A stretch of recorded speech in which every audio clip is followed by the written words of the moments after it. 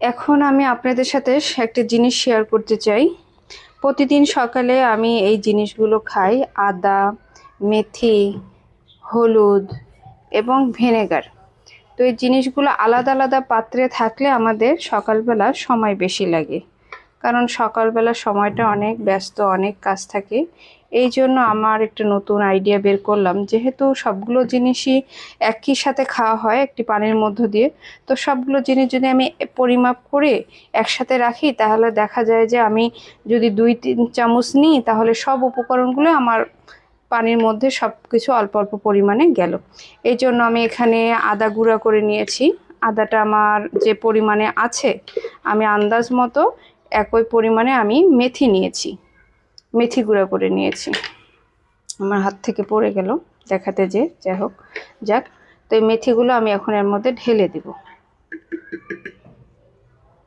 তারপরে আমি এখানে হলুদ গুঁড়ো নিয়েছি, তো হলুদটাও আমি ঢেলে দিব। ঢেলে দিলাম। এখন এই জিনিসগুলো আমি এভাবে মিক্সড করব। মিক্সড করা হয়ে গেলে আমি যখন প্রতিদিন হাফ গ্লাস পানির মধ্যে উষ্ণ গরম পানিতে আমি দেখা যাচ্ছে এই চামচের আমি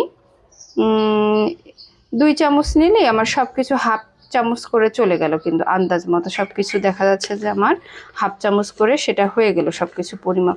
এর মধ্যে আরও কিছু অ্যাড করা যায় গুঁড়ো করে, সেটা তিসি আছে, কালিজিরা আছে, এগুলো যে যেটা খেতে পছন্দ করেন, মনে করেন যার যার যেটা দরকার অনুযায়ী গুঁড়ো করে যে উপকরণগুলো খাবেন সব কিছু গুঁড়া করে একই পরিমাণ নিয়ে গুঁড়া করে একসাথে রাখলে সেটা 2-3 চামচ ব্যবহার করলেই পানিতে, তাহলে খুব সহজে আমরা কাজের সময় ব্যবহার করতে পারবো।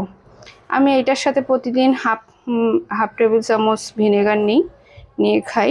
আর এটা করে রাখলাম যাতে আমার সহজেই আমি খুব দ্রুত এই জিনিসটা খেতে পারি।